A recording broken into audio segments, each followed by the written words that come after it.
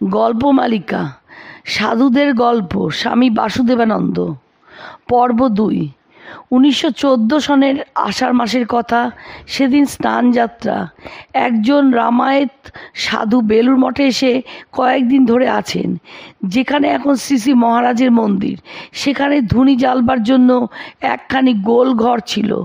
আগে ছিল সেটা মঠের উঠানে নিমগাছতলায়। সাধুটি সেখানে থাকতেন। কলাগাছের শুকনো ছোটা তিনি কৌপিন রূপে ব্যবহার করতেন। হাতে একটা লোহার চিমটে, দূর থেকে দেখাতো যেন একটা তলোয়ার। তার ধরবার দিকটা একটা লোহার বালা, সেইটে বাজিয়ে বাজিয়ে গান করেন, সীতারাম সীতারাম সীতারাম। দিন গোয়াবে হরিগুণ গাবে, পূরণ করলেও কাম। মনুয়া ভজলে সীতারাম, মনুয়া জপলে সীতারাম। মাতা পিতা জনম কি দাতা, ওর সহোদর ভাই। মরণ কালমের স্মরণ, বাতাসে গুরবিন গতি নেই। মনুয়া ভজলে সীতারাম, মনুয়া জপলে সীতারাম। ৩ দিনে বেশি এক জায়গা থাকেন না, কেবল একটা ঝুলি, তাতে সীতারাম বিগ্রহ। সেদিন বরানগর হতে কয়েকজন ভক্ত ভুবনবাবু, নারায়ণবাবু, বড়াল মশাই, চন্দননগরের ভূষণবাবু প্রভৃতি একখানি নৌকা ভাড়া করে এসেছেন।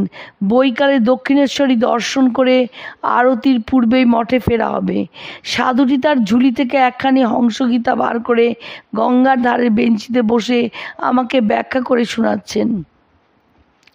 শ্রী শ্রী বাবুরাম মহারাজ এসে বললেন, ওই সাধুটিকে এবং করুণানন্দ, বীরেন প্রভৃতি যারা যেতে চায় নিয়ে চলো, দক্ষিণেশ্বর দর্শন করে আসি। আমরা সকলে নৌকায় বসলে নৌকা ছেড়ে দেওয়া হলো। বাবুরাম মহারাজ সাধুটিকে বললেন, বাবাজি, আপনার হাতে ও কি বই, একটু আমাদের শোনান। তিনি হংসগীতার সংস্কৃত শ্লোকগুলি আমাদের হিন্দিতে ব্যাখ্যা করে শোনাতে লাগলেন।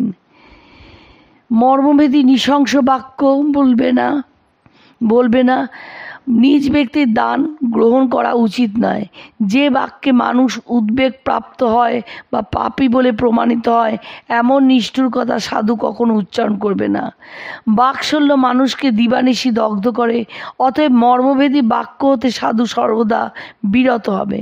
শ্রী শ্রী বাবুরাম মহারাজ বললেন, অসতের দান গ্রহণ করলে ঠাকুর বলতেন তার অসৎ সত্তা গ্রহণকারী পেয়ে থাকে, আর বলতেন পোকাটিরও নিন্দে করতে নেই। একটা গল্প শোনো। অযোধ্যায় রামচন্দ্র রাজা হয়েছেন, খুব মহোৎসব, হনুমান ভাণ্ডারী। লোকজন কিছু চাইতে গেলে খুব গালমন্দ করেন। হঠাৎ লক্ষ্মণ এসে বললেন, মহাবীর, অমুক দ্বীপে এক তপস্বী আছেন, তুমি তাকে শ্রীরামচন্দ্রের নিমন্ত্রণ জানিয়ে নিয়ে এসো। হনুমান তৎক্ষণাৎ রওনা হলেন।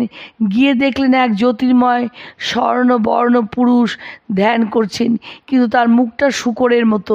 তিনি তাকে শ্রীরামচন্দ্রের নিমন্ত্রণ জানালেন এবং বললেন, আমার স্কন্ধে আরোহণ করুন, এক্ষুনি আমি আপনাকে নিয়ে যাব।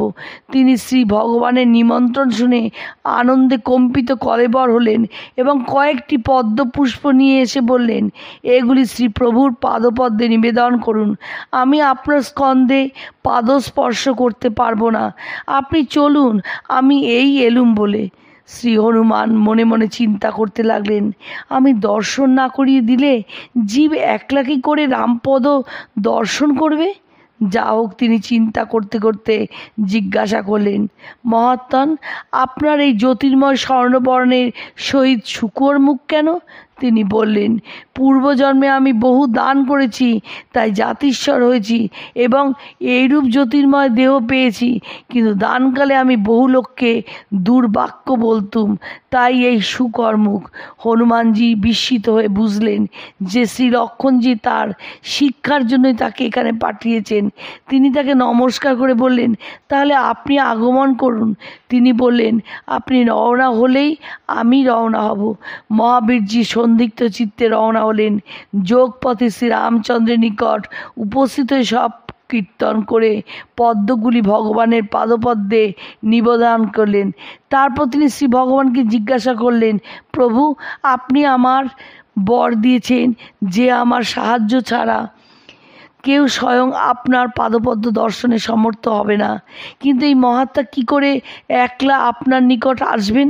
শ্রীরাম হেসে বললেন, মারুতি, তুমি প্রসন্ন হওয়াতেই ওই যোগী এই পদ্ম মধ্যে নিজ শরীর সূক্ষ্মাকারে যোগ বলে রক্ষা করেছেন, এবং তুমি ওই পদ্মগুলি আমার নিকট আনায় তিনি তোমার সহিতই আমার নিকট উপস্থিত হয়েছেন।